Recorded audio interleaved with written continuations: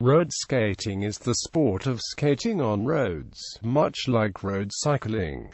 It shares much with inline speed skating. Road skaters often skate in tight packs, drafting each other and sharing the lead, which allows a pack to travel faster than an individual skater. The individual members of a pack use comparatively less energy than the lone skater traveling at the same speed. Even the lead skater in the pack enjoys an advantage from the drafting skaters behind. While gliding downhill, an inline skater in a tucked position can achieve speeds that exceed the speed of a tucked cyclist. This is due to lower wind resistance. The rolling resistance is similar for a cyclist and a skater. It is only when actively skating that the skater incurs greater resistance. Skating is roughly 50% slower than cycling on flat ground.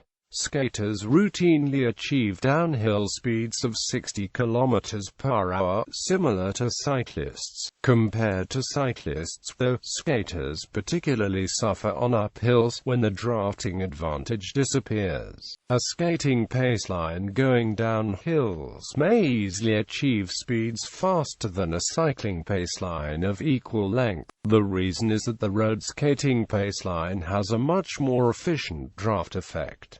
The draft effect in road skating is superior for three reasons. Each skater can be much closer to the person in front of her, whereas each cyclist is limited by the distance of the wheels. Each skater gaining inertia energy from being in the draft can translate this energy to the person in front of her by maintaining contact, and the skater has much less equipment-related aerodynamic drag than the cyclist.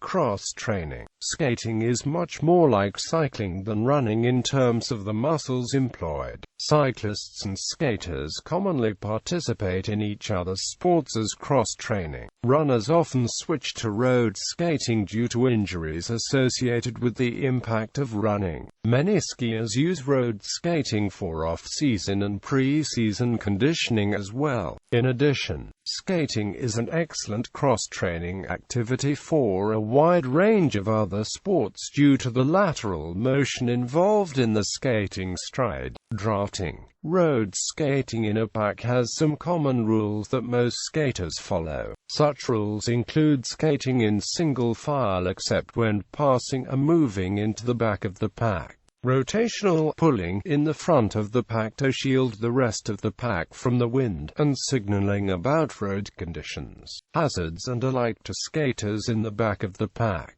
Single-file skating in a pack is mostly dictated by the need to minimize the impact of air resistance on the pack, thus shielding from the wind behind the back of the first person who is pulling the pack. Pulling is associated with up to 30% higher energy exertion, thus, it is generally accepted that skaters rotate through pulls, allowing for equal energy exertion through the pack. A skater who has finished pulling steps out of the pack and slowly moves into the back of the pack. The skater in front of the pack has a better view of the road ahead and points and calls out road hazards. Street skating. Street skating is the practices of roller skating in groups on public roads. Street skates can be formal affairs, with price-specified routes, marshals and, at times, police escorts or ad hoc gatherings of like-minded individuals. There are organized street skates in a number of cities around the world. Some of the largest are in Paris, Munich and Berlin. London also has an active street skating scene. London Skate runs free events on Wednesday evenings, and a smaller scene can be found in Nottingham. Such events may involve several hundred participants. So to minimize disruption to other road uses, the events are usually operated in coordination with the police and other relevant local authorities, such as bus operators. Therefore, the route must be decided in advance. The volunteer marshals help to control traffic at busy junctions. Their goals are to minimize disruption to all road uses and to ensure the safety of the skaters. These events are usually free to enter. Normally, the only requirement is that each individual skater can keep pace with the rest of the group and can turn and stop safely. Participants that don't meet these requirements are usually asked to leave the skate and encouraged to practice the skating skills for a few days, and return to the next street skate event.